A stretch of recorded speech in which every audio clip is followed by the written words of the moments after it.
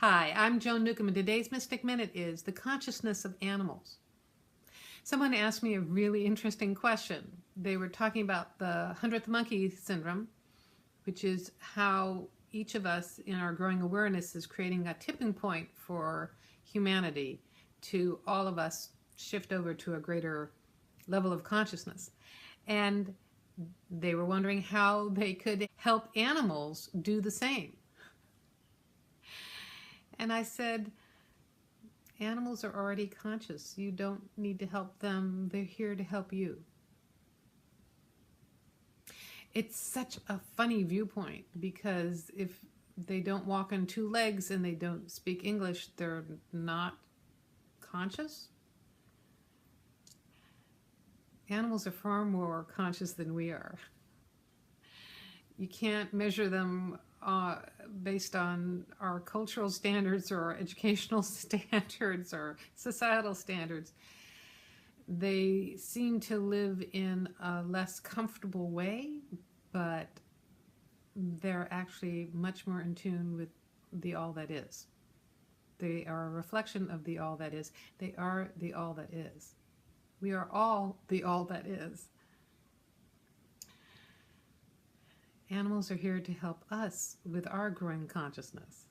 They're here to help us with our tipping point. Even plants are helping us with our tipping point. So I had this experience the other day. I came down to my kitchen in the early morning. I didn't turn the lights on yet. It was dark.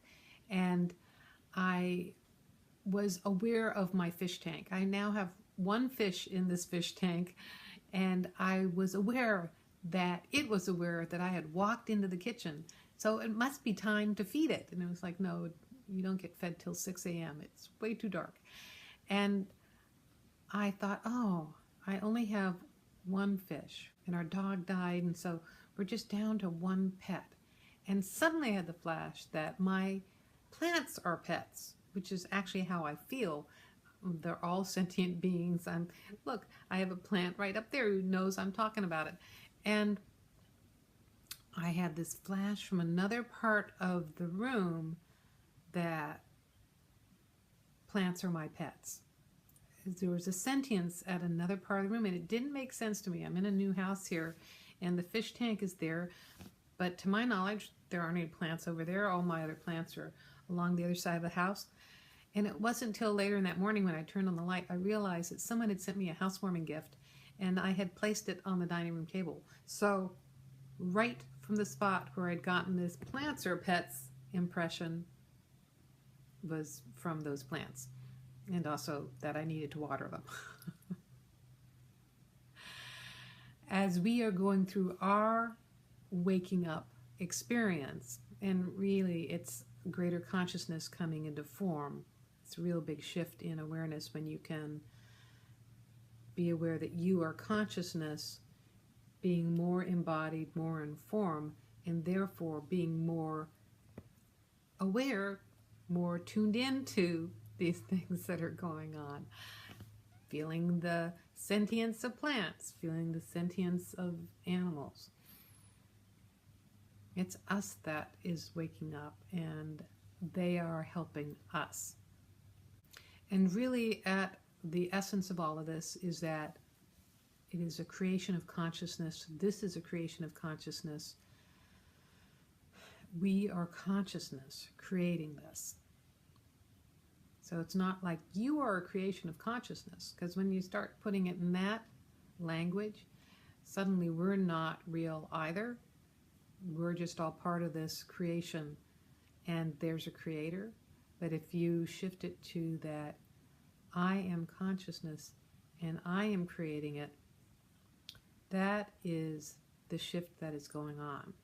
We are going from being something that is created to something that is creating. There's a huge shift, not only in perspective, that happens when you start to view the world this way, but there's an inner shift in feeling more empowered. There is an inner shift in responding differently. It's not, oh, I've got more responsibility because now I'm in charge.